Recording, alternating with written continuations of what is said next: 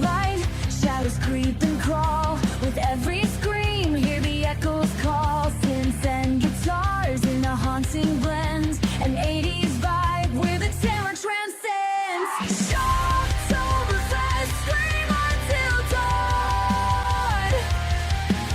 In your nightmares, the terror's reborn. Lights flash, monsters take flight. Embrace the darkness, it's a metal night.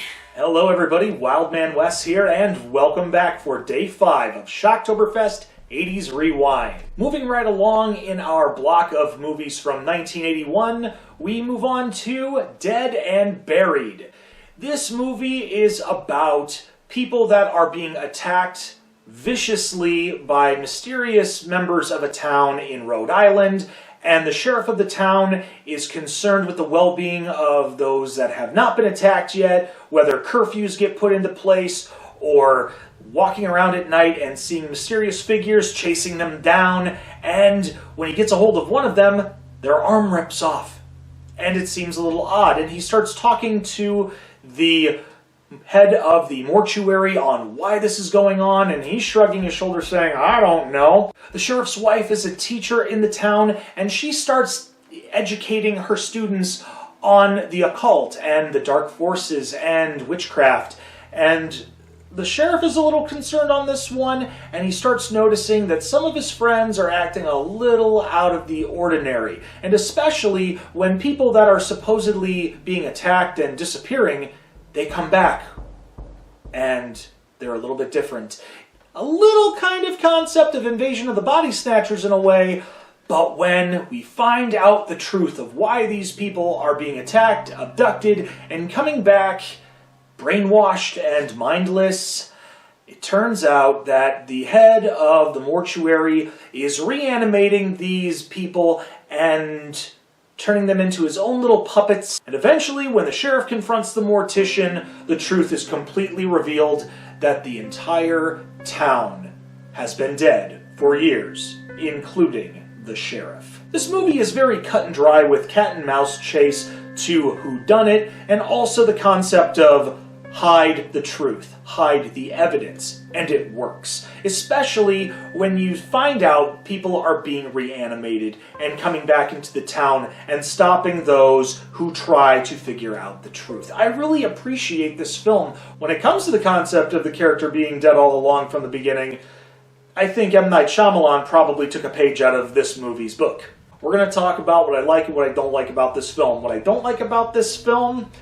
Nothing. Literally, this movie has so much disturbing imagery, and the music in this is very, very, I wouldn't say limited, but simple. Simple and terrifying, to the point where it leaves your skin crawling. The special effects, I have to say, for its time, really well put out, especially because they were made by the late legend himself, Stan Winston. That makes me very, very happy. Speaking of very happy, the cast alone in this movie, 4 names from the main cast make me very happy. James Ferrantino plays the sheriff. Melody Anderson, yes, from Flash Gordon, is the sheriff's wife. We also have Freddy Krueger himself, Robert Englund, who is getting a star on the Hollywood Walk of Fame finally this year on Halloween.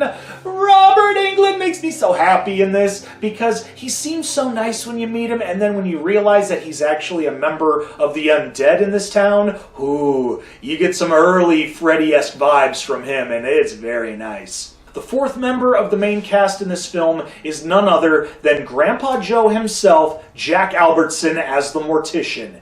Yeah, he's been the villain of all time in so many movies, and this villain makes Grandpa Joe look like an amateur. Yeah, that's the best way I could describe this. This may be a very short episode, but I'm happy about that because, as I've mentioned before, we have a lot of movies to cover this month. And, as I said, I really don't see a lot of things in this movie that I didn't like. The cast alone performs very well. The imagery and the special effects from Stan Winston, phenomenal. A+. Wow, an A+ movie this early on in the series. Whew.